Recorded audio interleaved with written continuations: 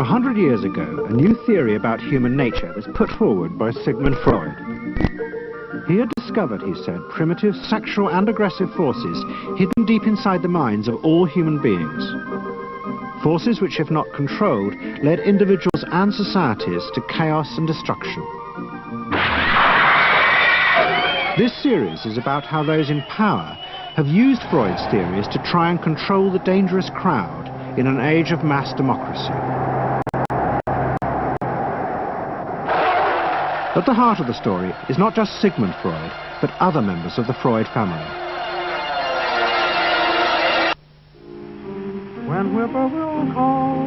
This episode is about Freud's American nephew, Edward Bernays. Bernays is almost completely unknown today, but his influence on the 20th century was nearly as great as his uncle's. Because Bernays was the first person to take Freud's ideas about human beings and use them to manipulate the masses.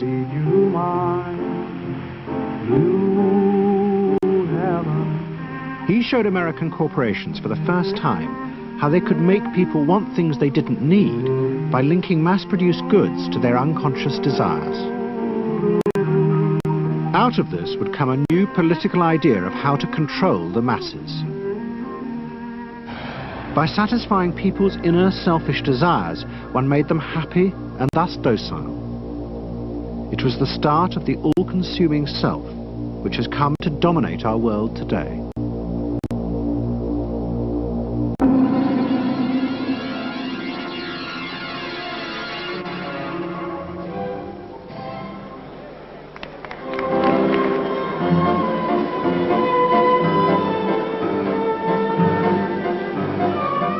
Freud's ideas about how the human mind works have now become an accepted part of society, as have psychoanalysts. Every year, the psychotherapist's ball is held in a grand palace in Vienna.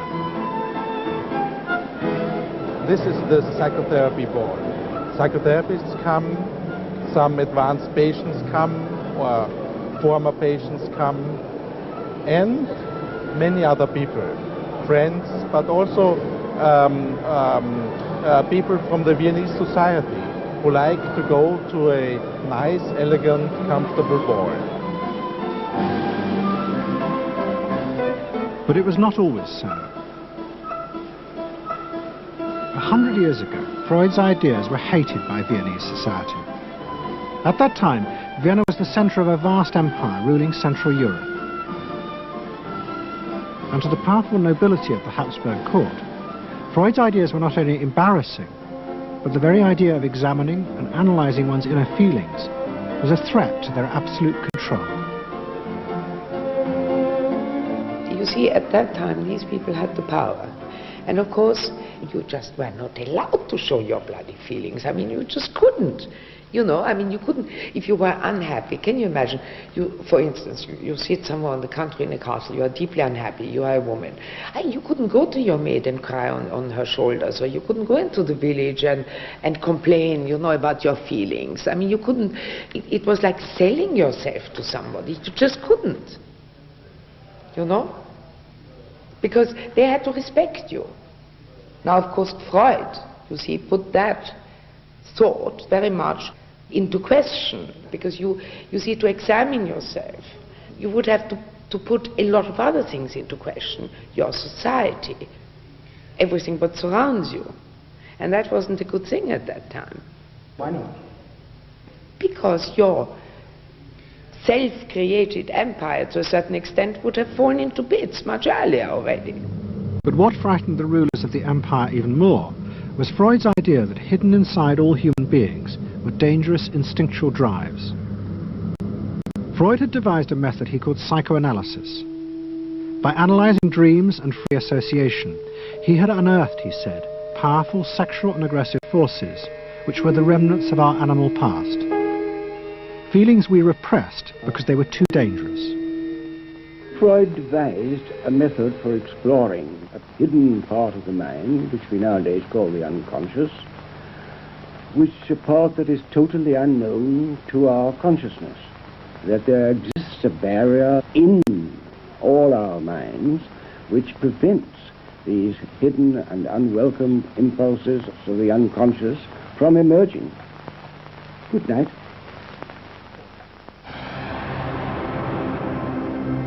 In 1914, the Austro-Hungarian Empire led Europe into war. As the horror mounted, Freud saw it as terrible evidence of the truth of his findings. The saddest thing, he wrote, is that this is exactly the way we should have expected people to behave, from our knowledge of psychoanalysis. Governments had unleashed the primitive forces in human beings, and no one seemed to know how to stop them.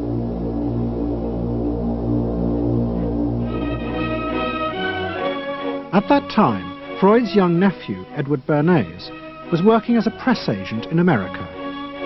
His main client was the world-famous opera singer Caruso, who was touring the United States.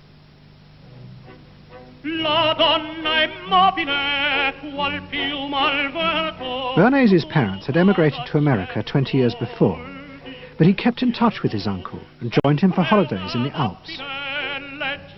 But Bernays was now about to return to Europe for a very different reason.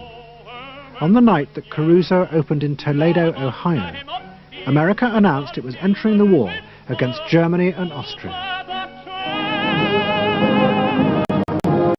As a part of the war effort, the US government set up a Committee on Public Information, and Bernays was employed to promote America's war aims in the press.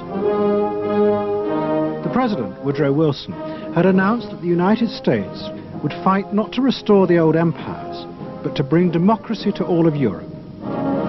Bernays proved extremely skillful in promoting this idea, both at home and abroad. And at the end of the war, he was asked to accompany the President to the Paris Peace Conference.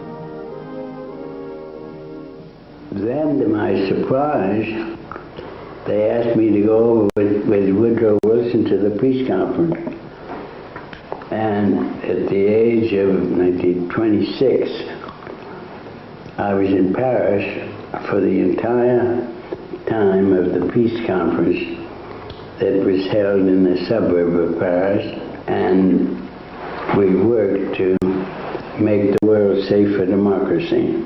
That was a big slogan. Wilson's reception in Paris astounded Bernays and the other American propagandists. Their propaganda had portrayed Wilson as a liberator of the people, a man who would create a new world in which the individual would be free. They had made him a hero of the masses. And as he watched the crowds surge around Wilson, Bernays began to wonder whether it would be possible to do the same type of mass persuasion, but in peacetime. When I came back to the United States, I decided that if you could use propaganda for war, you could certainly use it for peace. And propaganda got to be a bad word because of the Germans using it. So what I did was to try to find some other words. So we found the word Council on Public Relations. Bernays returned to New York and set up as a public relations counsel in a small office off Broadway. It was the first time the term had ever been used. Since the end of the 19th century, America had become a mass industrial society, with millions clustered together in the cities.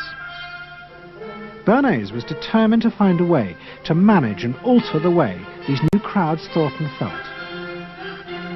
To do this, he turned to the writings of his uncle Sigmund. While in Paris, Bernays had sent his uncle a gift of some Havana cigars. In return, Freud had sent him a copy of his general introduction to psychoanalysis. Bernays read it, and the picture of hidden irrational forces inside human beings fascinated him. He wondered whether he might make money by manipulating the unconscious.